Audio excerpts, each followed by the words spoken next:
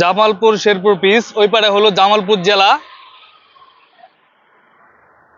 এখান থেকে ময়মনসিংহ 55-56 কিলোমিটারের মতন। আর এখানে দেখতে পাচ্ছেন সামনে যে বেদেরা এখানে বসত করতেছে, ভ্রাম্যমান ঘর তৈরি করে, ব্রহ্মপুত্র নদ। আর এটা চলে গেছে ময়মনসিংহের দিকে, ময়মনসিংহ হয়ে চলে গেছে, তারপর কালীবাজার গফরগাঁও হয়ে চলে গেছে। এটা শীতলক্ষার সাথে মিলিত হয়েছে বর্মীবাজারে, শ্রীপুর উপজেলা বর্মীবাজার। এই দেখতে পাচ্ছেন এখানে ধান রোপণ করা হচ্ছে, যেহেতু এখন পানি নাই, শীতকাল, তো সে কারণে এখানে ধান রোপণ করা হচ্ছে।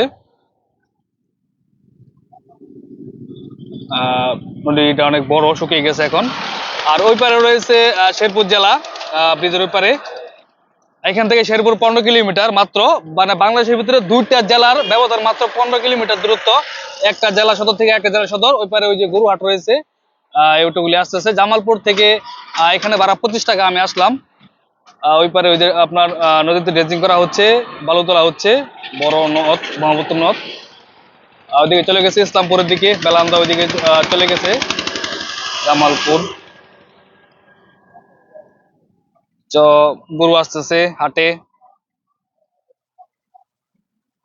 ভালোই লাগলো এখানে এসে, আজকে প্রথমবার মতো এখানে আসলাম, হাট বাজার ভিডিও করবো আজকে এই গরুর বাজারে।